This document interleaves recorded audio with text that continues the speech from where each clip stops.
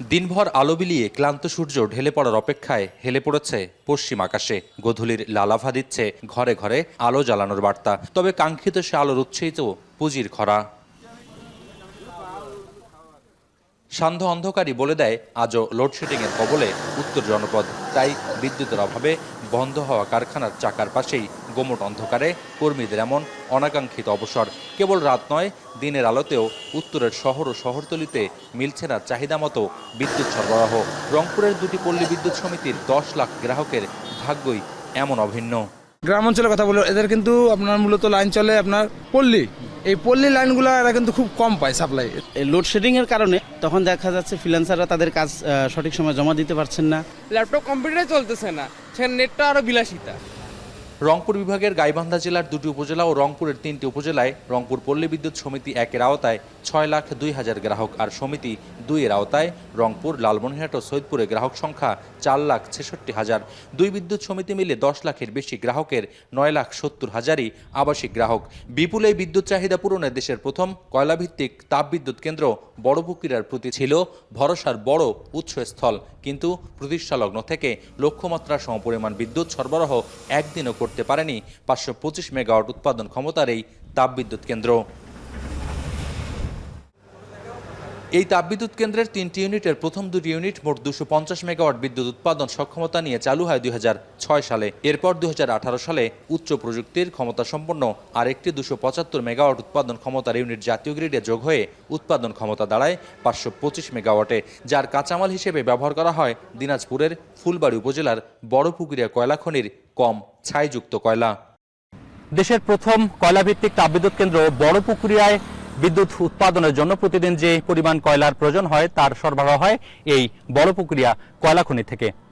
তাপবিদ্যুৎ কেন্দ্রটির 125 মেগাওয়াট উৎপাদন ক্ষমতা সম্পন্ন একটি ইউনিট চালু করতে দৈনিক জ্বালানির প্রয়োজন হয় 800 থেকে 900 মেট্রিক টন কয়লা, আর একক সিঙ্গেল ইউনিট যেটি 275 মেগাওয়াট বিদ্যুৎ উৎপাদন করতে পারে সেটি সচল রাখতে প্রতিদিন কয়লার প্রয়োজন হয় 1600 মেট্রিক টন পর্যন্ত। তবে দীর্ঘ সময় বিদ্যুৎ কেন্দ্রের উৎপাদন ব্যাহত হওয়ায় কয়লার যে সরবরাহ সেটি নিতে পারছে না তাপবিদ্যুৎ কেন্দ্রটি, যার ফলে একমাত্র ক্রেতা হিসাবে তাপবিদ্যুৎ কেন্দ্রকে কয়লা দিতে না পারায় ইয়ার্ডে ধারণ ক্ষমতার চেয়ে দ্বিগুণ কয়লার স্তূপ জমে আছে বড়পুকুরিয়া কয়লা খনিতে। তাই দ্রুততম সময়ের মধ্যে তাপবিদ্যুৎ কেন্দ্র পুরোপুরি সচল করা না গেলে সংকট আরও ডালপালা মেলবে। তাপবিদ্যুৎ কেন্দ্রের প্রযুক্তিগত সহায়তা সহ নির্মাতা প্রতিষ্ঠান ছিল চীনের হারবিন ইলেকট্রিক ইন্টারন্যাশনাল কোম্পানি ও সিসিসি ইঞ্জিনিয়ারিং লিমিটেড। তবে চীনের উন্নত প্রযুক্তি আর কারিগরি সহায়তায় নির্মাণ হলেও উৎপাদন বন্ধ থেকেছে বেশিরভাগ সময়। জাতীয় গ্রিডে কখনোই যোগ করতে পারেনি দেশের প্রথম কয়লাভিত্তিক 525 মেগাওয়াট উৎপাদন ক্ষমতার এই তাপবিদ্যুৎ কেন্দ্র। প্রত্যেক মানুষই তার সুবিধাটা নেওয়ার চেষ্টা করে, তখনই আমাদের ডিমান্ড সাপ্লাইয়ের মধ্যে একটা তারতম্য চলে আসে। এই ক্ষেত্রে আপনার বড়পুকুরিয়ার সাথে আসলে উত্তরবঙ্গের আমাদের এটা একটা আশীর্বাদ। যদি এটা কন্টিনিউ চালু থাকে এটা আমাদের জন্য অনেকখানি সহায়ক হয়, বিশেষ করে গ্রাহক ভোগান্তিটা অনেকখানি লাঘব হয়। প্রতিষ্ঠালগ্ন থেকেই কখনো কয়লার সঙ্গে পাথর কণার মিশ্রণ, বয়লারের টিউব ফেটে যাওয়া কিংবা প্রয়োজনীয় কয়লার অভাব ও সরবরাহের ঘাটতির কারণে প্রায় বন্ধ থাকে বিদ্যুৎ উৎপাদন। 125 মেগাওয়াট ক্ষমতা সম্পন্ন একটি ইউনিট 2020 সাল থেকেই পড়ে আছে অকেজ অবস্থায়। যান্ত্রিক ত্রুটিতে 275 মেগাওয়াট ক্ষমতার ইউনিটও বন্ধ হয়ে আছে 2025 সালের অক্টোবর থেকে। এটি রক্ষণাবেক্ষণের জন্য সার্বক্ষণিক ঠিকাদারি প্রতিষ্ঠানের প্রকৌশল সহায়তা না পাওয়ায় দেখা দিচ্ছে নানা যান্ত্রিক ত্রুটি, কিন্তু এসব সমস্যা সমাধানের নেই দৃশ্যমান কোনো উদ্যোগ।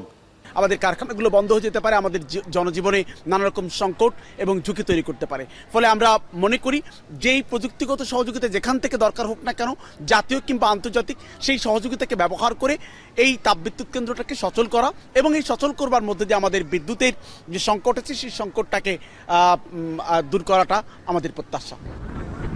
নানা সংকটে খুঁড়িয়ে চলা দেশের প্রথম এই কয়লা নির্ভর বিদ্যুৎ উৎপাদন কেন্দ্রে বর্তমানে 125 মেগাওয়াট বিদ্যুৎ উৎপাদন ক্ষমতা সম্পন্ন একটি ইউনিট চলছে ঢিমেতালে। তবে সাম্প্রতিক সময়ে 125 মেগাওয়াট উৎপাদন ক্ষমতার ইউনিটটিও বন্ধ হয়ে রয়েছে। মোকাররম হোসাইন, এখন দিনাজপুর। কালার এক্সপার্ট এবং ডার্ক জ্যাপ সমৃদ্ধ অরিক্স অ্যাডভান্স ডিটারজেন্ট পাউডার আপনার লন্ড্রি এক্সপার্ট।